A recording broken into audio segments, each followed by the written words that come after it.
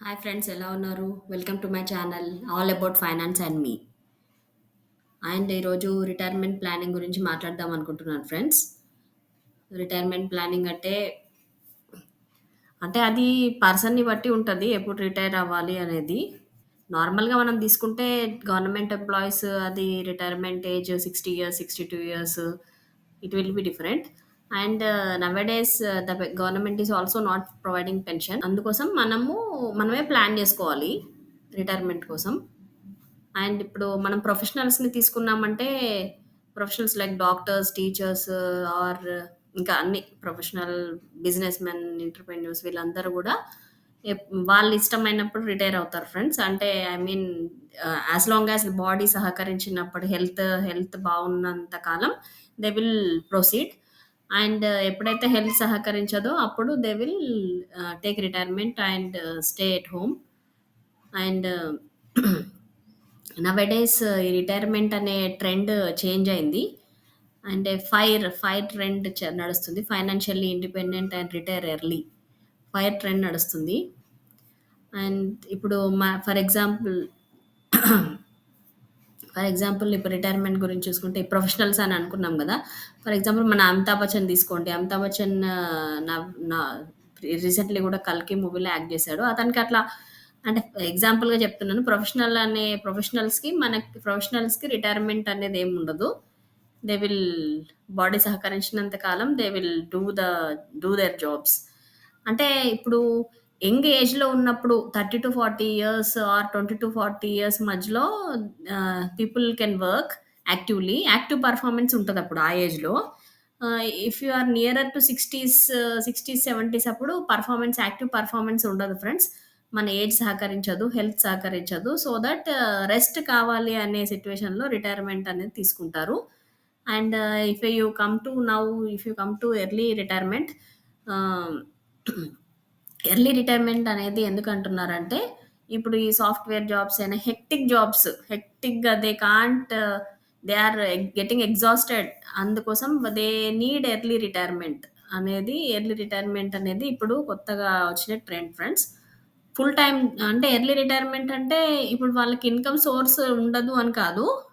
Time hectic job నుంచి relief అవ్వడం కోసం they will they will plan early retirement.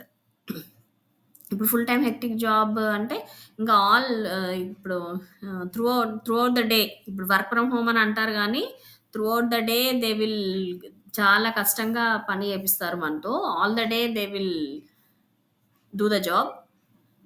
Work from home అని చెప్తారు గానీ, నెక్స్ట్ ఫుల్ టైమ్ జాబ్‌ని లీవ్ చేసి పాసివ్ ఇన్‌కమ్.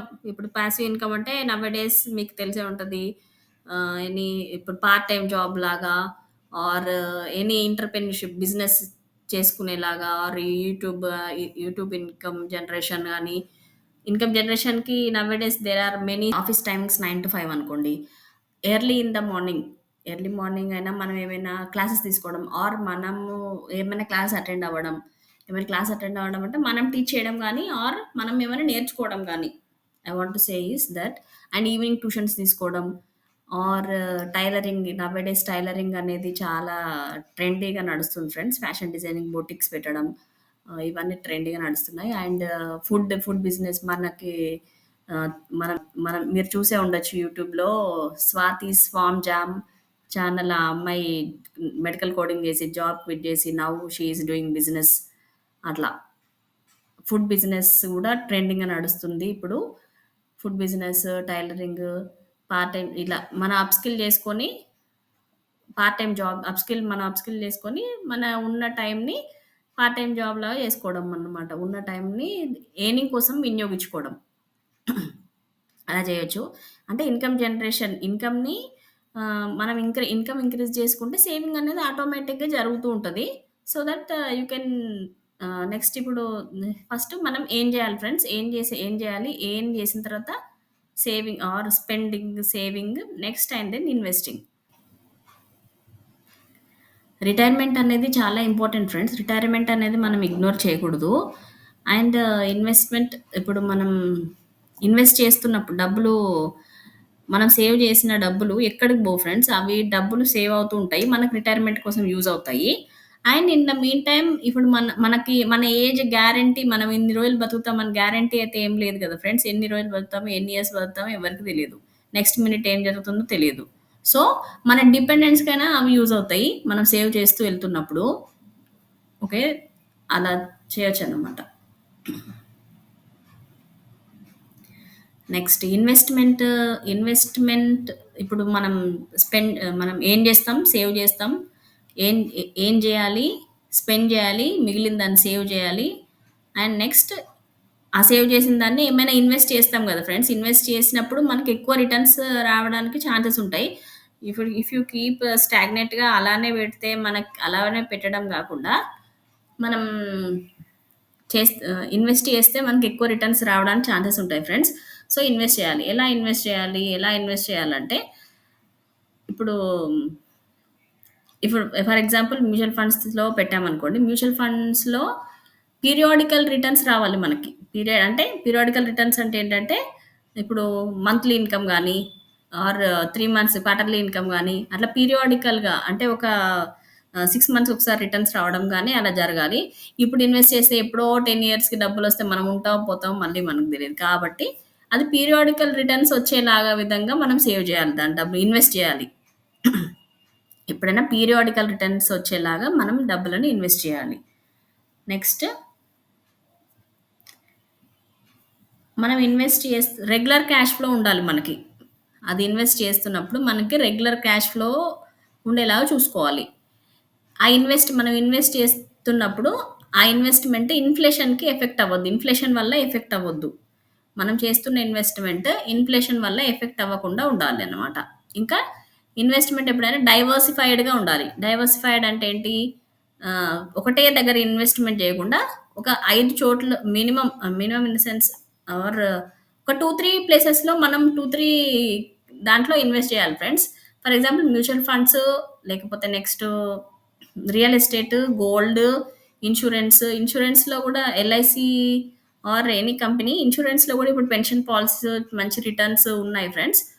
ఇప్పుడు మనం మంత్లీ ఆర్ క్వార్టర్లీ మనం sum assured for some paying the premium.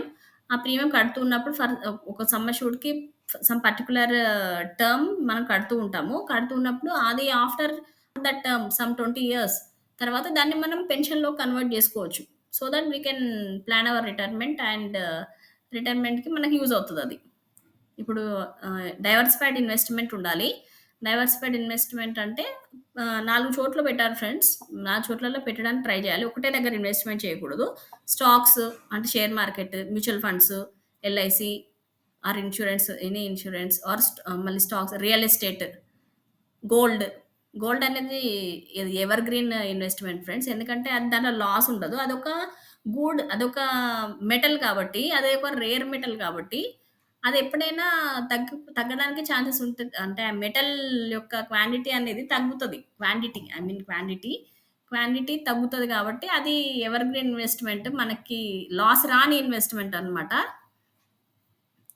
తప్పకుండా మనకి లాభంలోనే ఉంటది. అది ఇన్‌ఫ్లేషన్ వల్ల ఎఫెక్ట్ అవ్వదు. గోల్డ్ ఇన్వెస్ట్‌మెంట్ అనేది. గోల్డ్ అంటే ఆర్నమెంట్స్ మాత్రమే కాదు ఫ్రెండ్స్. గోల్డ్ అంటే gold bonds or biscuit gold ఇవన్నీ ఉంటాయి గదా! అలా గూడా చేసుకోవచ్చనమాట.